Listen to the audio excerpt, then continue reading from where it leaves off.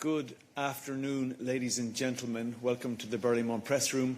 Thank you for joining us in person and online.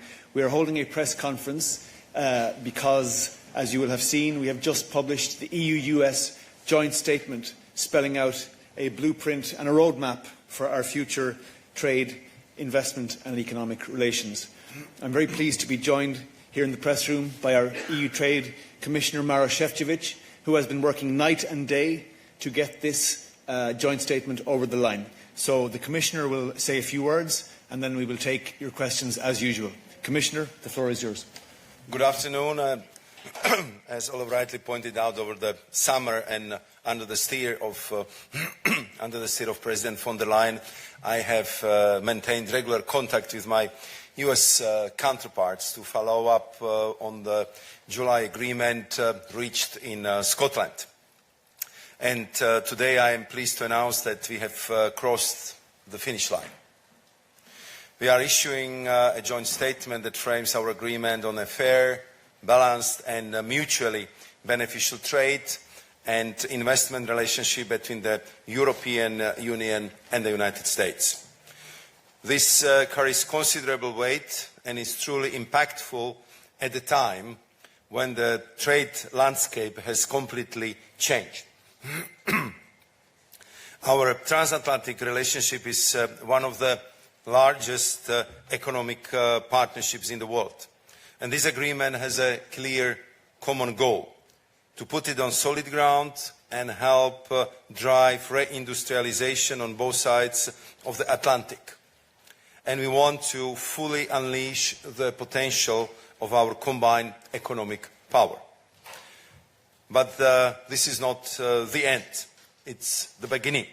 This framework is the first step, one that can grow over time to cover more sectors, improve market access, and strengthen our economic ties even further. This work has been intense and essential. It brings stability and predictability to our relationship, two things that matter deeply to our businesses. It also strengthens our broader transatlantic partnership, which is more important than ever in today's complex geopolitical landscape. Let me focus on a few highlights from the joint statement. First, a 15% all-inclusive tariff cap for the European Union. This is the most favorable trade deal the US has extended to any partner. A wide range of sectors, including strategic industries such as cars, pharmaceuticals, semiconductors and lumber, will benefit from this cap. To get a bit technical, unlike with other trading partners, the 15% cap does not come on top of existing most favored nation tariffs. Instead, it includes them. Where existing tariffs are already 15% or higher, no additional tariff will apply. This means that the EU will benefit from significantly lower effective tariffs compared to other countries. Second, we have locked in significant exemptions, zero or no zero tariffs in important areas. This includes unavailable natural resources such as quarks, then aircrafts and aircraft parts, generic pharmaceuticals and their ingredients and chemical precursors. Again, this is just the first step. The EU and the US will explore exempting additional sectors in the future. Third, tariffs on cars and car parts will drop to 15% starting August 1st, helping our automotive industry remain globally competitive. Fourth, recognizing our shared challenge and the benefits of joint action, the EU and the US intend to collaborate to shield our economies from overcapacity in the steel and aluminium sectors. In practice, we will work together on tariff rate quota solutions to ensure security of supply in these critical industries. On our side, the Commission is taking concrete steps to remove tariffs on all US industrial goods and expand market access for US seafood and agricultural products. The EU will also strengthen its energy security by procuring US LNG, oil and nuclear energy products valued at $750 billion through 2028. Additionally, the EU will enhance its AI capabilities by securing a steady supply of AI chips from the US for European computing centers valued at least $40 billion. Our companies foresee $600 billion in new EU investments in strategic US sectors through 2028, and we will increase defense procurement from the US to strengthen NATO interoperability. All in all, this is a serious strategic deal. We are fully behind it, and we are committed to delivering. Let me say this clearly. The alternative, a trade war with sky-high tariffs and political escalation, helps no one. It hurts jobs, it hurts growth, and it damages businesses across both the EU and the US. And this is not theoretical, as nearly 5 million European jobs, including many in SMEs, would be at risk. This deal avoids that path. It builds confidence, it brings stability, and it strengthens a vital transatlantic bond at a time where unity and partnership are more important than ever. In conclusion, I would like to thank EU member states and the European Parliament for their continued support. We have kept them closely involved throughout the process. And I look forward to continuing our collaboration on the next steps, as we will need to translate key elements of the joint statement into legislative proposals. Finally, let me appreciate my US counterparts, Secretary Latnik, US Trade Representative Ambassador Greer, and their teams for the positive and cooperative relationship my team and I have developed with them over these months of intense meetings and negotiations. Thank you. Many thanks, Commissioner. We can now start taking your questions. Andy Bounds. Hi, thanks very much. First day back from holiday, so good timing. Can I just ask a couple of questions? First, when will you put forward the legislative proposal to do what the US wants in order to result it? And how long will it take to get that through the system? And what will be the involvement of the European Parliament in that process? And secondly, can I just ask what qualification EU car producers will have to show under the rules of origin to qualify for the 15% tariff? Thanks. Commissioner. Thank you very much. And so, Andy, welcome back from holidays. And if it comes to your questions, so as you would, I'm sure you probably already have read it. If not, you will, I'm sure, go very thoroughly through the text of the joint statement.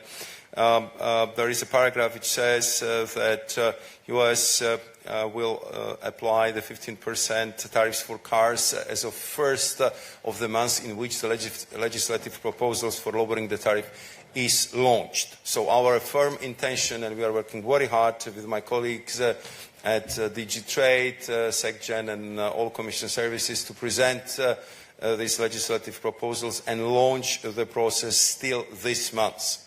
I informed about this yesterday Secretary Latnik. He assured me if this is the case, the 15% tariffs would be applied retroactively as of 1st of August, and I believe that this is welcome news for our car industry, who was bleeding a lot of cash over the last few months, and therefore our determination to launch the process this month is very clear.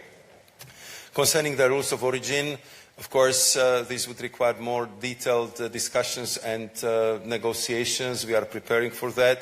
But I think that in really more than, I would say, 120, 30 hours of personal face-to-face time I had with my counterparts over the last couple of months, I think we made very clear conclusions. First, there is a huge benefit in having transatlantic standards. Our industry would benefit a lot.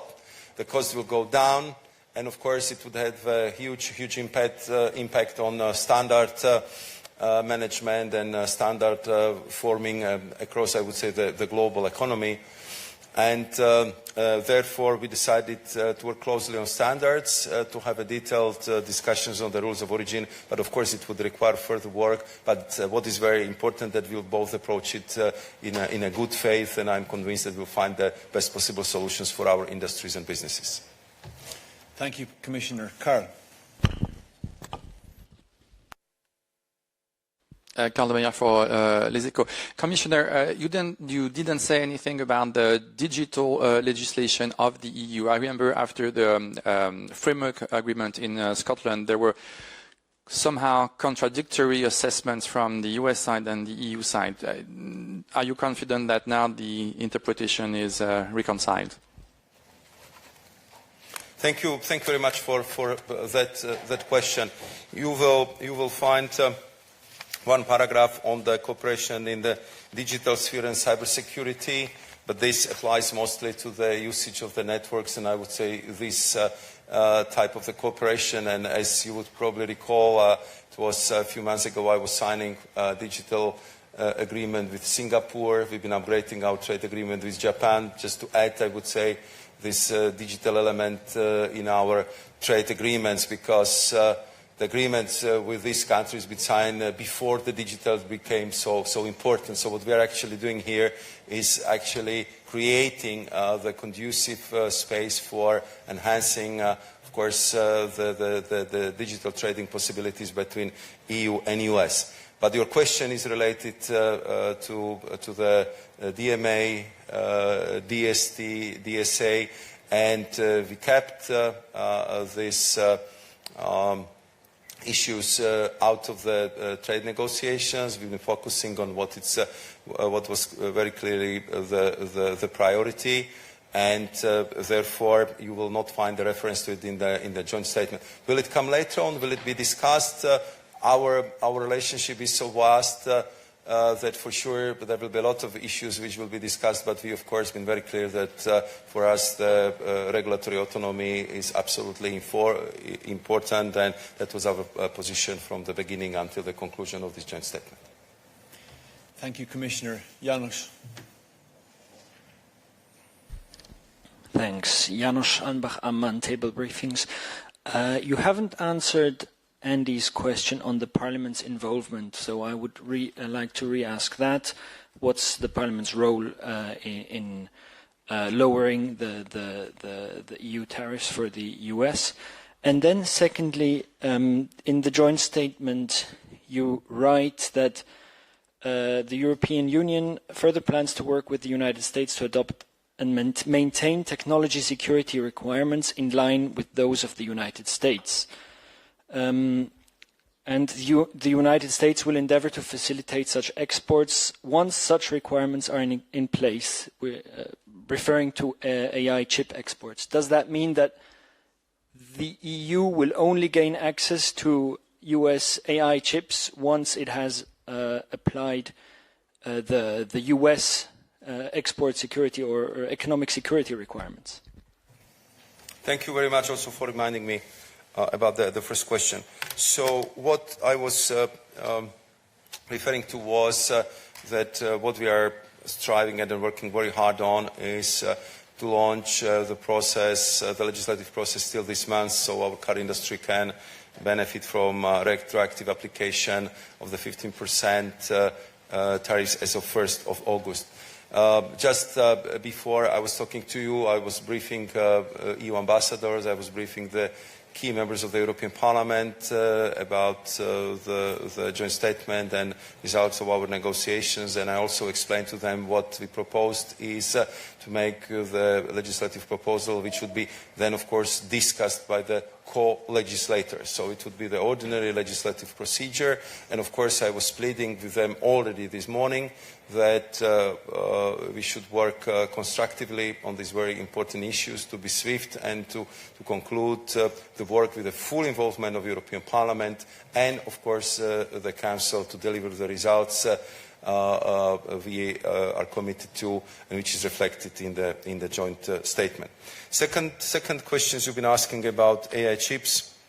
I'm sure you would be recalling the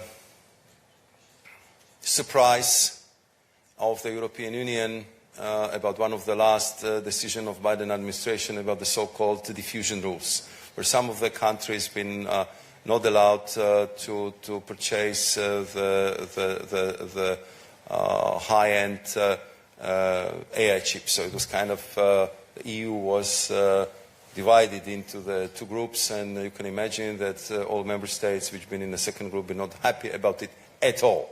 So it was one of the first issues I raised with my counterparts. I'm very glad that they took it on board. They understand the importance of the high-end AI chips for European economy. And in the joint statement, what you see is our intention to purchase at least $40 billion worth of these top AI chips for our computing centers in Europe. What we discussed with my US counterparts is the fact that they also want to make sure that once these AI chips are in Europe, they will stay in Europe, that they will be used for the benefit of European economy, that they will not be transshipped somewhere else. So there will have to be, I would say, the recognized partner with the clear, I would say, security credentials. But I would say this is the standard process if we are talking about the sensitive technologies, and so it's nothing new.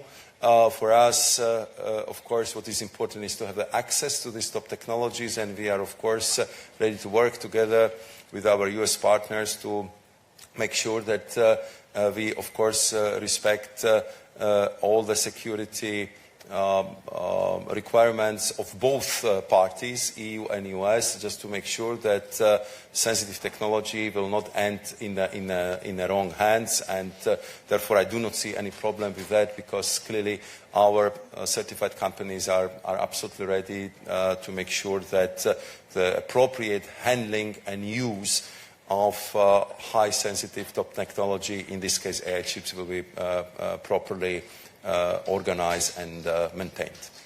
Thank you, Commissioner. We'll take a couple of questions online, starting with Anupriya from Euractiv. Anupriya, the floor is yours.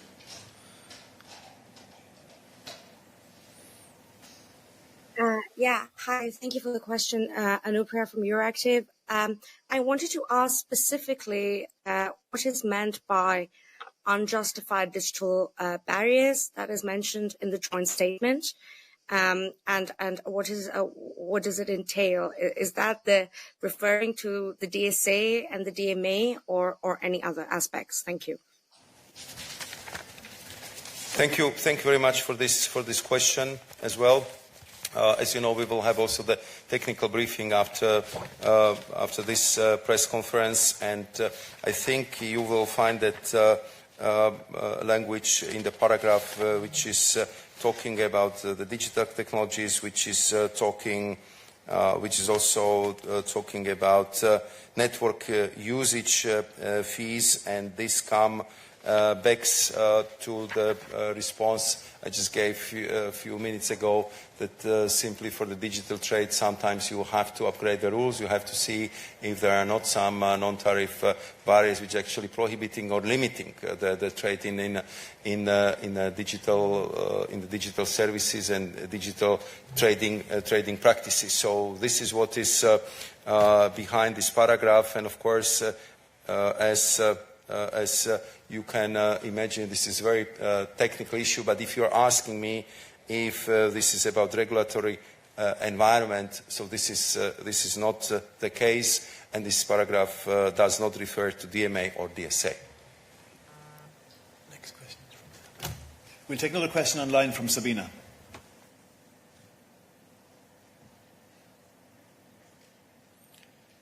Sabina, are you there? Can you connect? I'm going to give you one last chance, Sabina. Sorry, here I am. Sorry. Can you hear me? Yes, go ahead, please. So, please, what are the prospects for tariffs on wine and spirits? Yeah, the tariffs on the wine, spirits and beer was one of very important offensive interests of the European Union. Unfortunately, here we didn't succeed to get this sector and this category among the sectors which would continue to be on the MFN level. I just would like to add one very important word, and this is yet. Because our US colleagues, they know that this is our offensive interest. That's something which is very important for us, and therefore I would also refer you to the paragraph which is very important for us, which says that both parties, the United States and the EU, are ready to look at other sectors where we could lower these tariffs in the future. It's not precise wording, I can find it there, but I'm sure you will find it in a joint statement. So these doors are not closed forever. We've been very clear that this is very important for us, and we'll be working with our US partners over the time to open the number of the sectors where we would like to see, for the benefit, I believe, on consumers on both sides and for the benefit of the trade, to further lower the tariffs, especially in these very important categories, to the MFN level. Thank you, Commissioner. Coming back to the room, we have Edith. Thank you very much. Edith Hancock with Dow Jones. Thank you for the question. It's really a follow-up on the wines and spirits. So you say that this has been a big issue for the European Union. We know that member states have been lobbying quite hard for that. It's a huge issue for industry on either side of the Atlantic as well. How soon, when you say yet, how soon do you think exemptions will come out? And can you speak to anything about the appetite from the US side, from all these long conversations you've been having with your counterparts, of, you know, how amenable they would be to that exemption? Thank you. I don't want to say that that would be easy, or that it will happen the next week. Clearly, you know, we've been working on it since we started these negotiations since February, and there have been different opinions on this issue coming from the US side. In the end, what I understand was very important for our American partners was the balance, the number of the so-called carve-outs, and the overall level and the balance of the agreement, which would be acceptable for the President of the United States. So I would say that what was very important is to stabilize the situation, to start from somewhere. We are starting from the joint statement. We are opting for predictability, certainty in this regard, and of course this would be the issue which would be on the table, and we'll be looking different ways how we can address this issue. So, but I also do not want to be in the position to offer the false promises right now, because we've been working very hard on that. This one we didn't get in, but what I can tell you that there is clear commitment from the European Commission that we'll be putting on the table, and we've been working as hard as we can to expand the number of sectors. And for us, two particular important areas. One is wine, spirit and beer, and second, of course, is steel and aluminium, because these are two sectors where I believe we are mutually complementary, and where I believe that on both sides of Atlantic we would benefit hugely if we would manage to go back to MFN levels. Thank you, Commissioner. I don't see any more hands in the room. I'll come back to you, Janos. Let me go online again. Finbar. Thank you very much, Olaf. A question on the economic security elements of the agreement. You've said that the agreement says that you will cooperate on outbound and inbound investment screening with the United States. Obviously, in the last administration, this was not terribly popular with member states, the idea that the outbound investment screening would be done in tandem with the White House. Can you explain, Commissioner, how you intend to progress with this, what mileage you see for actually convincing member states that this is necessary, and any sort of concrete ways in which you see that coming into reality? Thank you. Thank you very much for that question. I mean, I'm sure, and I hope, let's start with I hope. I hope that in the coming months, be it by the end of the year or early next year, they will be able to present you economic security doctrine upon which we are working as a European Commission for the whole European Union. And of course, part of that work on this economic security doctrine is very close cooperation with the member states, just to understand where we are, to compare the notes. Different member states have different approaches, and we need something which would be coherent across the board for everyone, so we will not have loopholes in the system, and we will have the same standards. And of course, if it comes to sensitive technologies, I was referring to AI chips. There was a clear understanding from the NATO summit that we need even more interoperability among our systems, be it in military, be it in cybersecurity, and therefore this is clearly, I would say, totally new area where we also feel that with our closest ally and largest trading partner, we just have to also upgrade the way how we would assess economic security from the technological point of view, how we would make sure that we would respect the sensitivities from both sides if it comes to the shared technologies, because if I'm talking about the chips, we are so interwoven, we are so interlocked that we have the printing machines which are printing the chips. Americans have the designer who are designing them, so it's only natural that we have to work very closely to have the same standards. Another very important aspect, which you will also find in the joint statement, is how we are going to tackle the sector of critical raw materials. I mean, we have seen how this became super sensitive. We had quite a few dramatic moments in the spring and early summer of this year, where simply permanent magnets, rare earth, and other critical raw materials became of short supply to our EU companies. And again, it's only natural that we would look some kind of common solutions, common approaches to make sure that our industry will have what it needs to perform and to work in this direction. So I think that the attitude of our member states is slightly changing. We know that if we use the word security, we are very much in the domain of national prerogatives of our member states, but I think there is increased understanding among them that we just simply need to do much more together.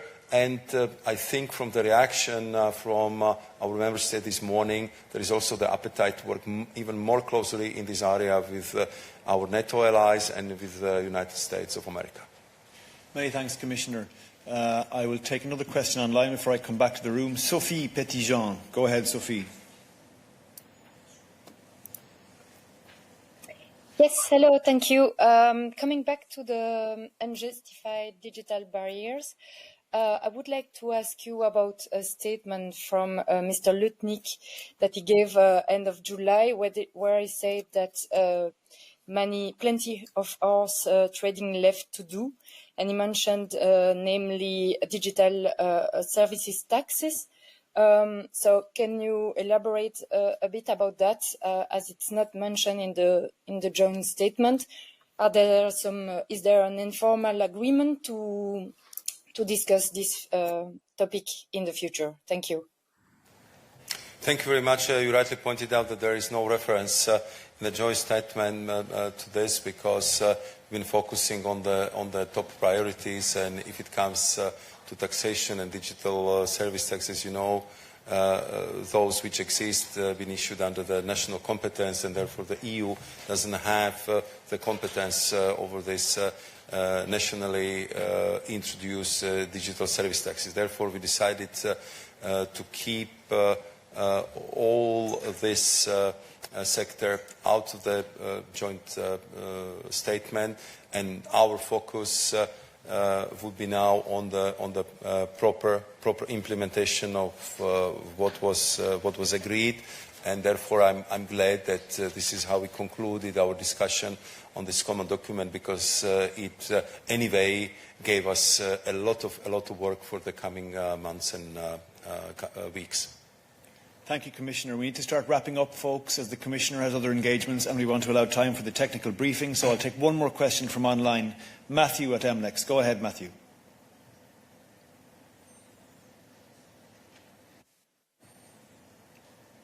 Matthew, push the magic button so we can see and hear you, please.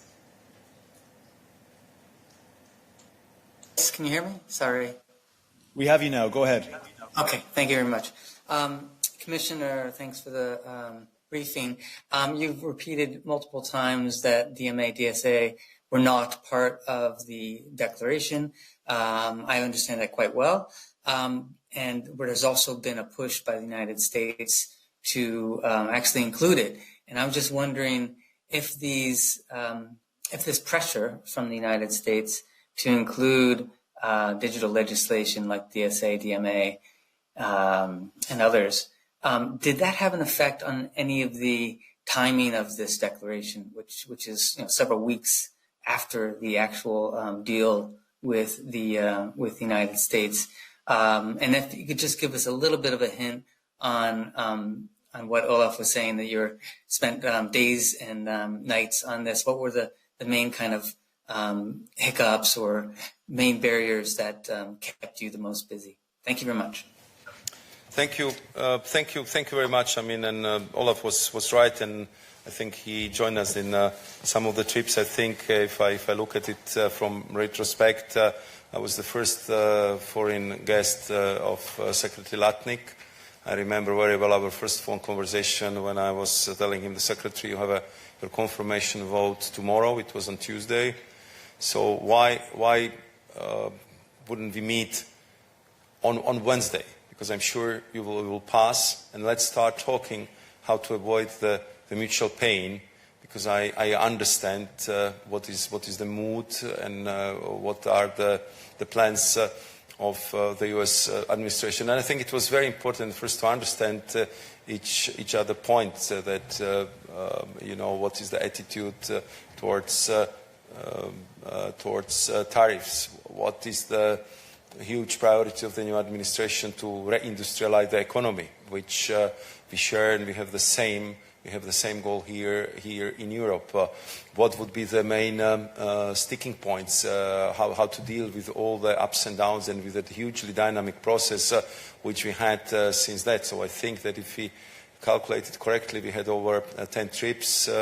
Our team and myself, and as I tell you, it's very well over 120, 130 hours we talk to each other on different topics and various levels. But this is, how it works in US, also because they've been in a transition, so a lot of work has to be done on the so-called level of principles. So only Secretary of Commerce and USTR had the authority to discuss this issue with us. And of course, as you know, the President Trump has eye for the details, and all these trade deals have to be personally reviewed and approved by him. So they've been also looking for the way how to put on the table the proposals which would be approved by the President. So it was rather elaborate, very, very demanding process, but I think that it helped us to really create quite strong personal relationship on the level of our President Ursula von der Leyen with the President Trump,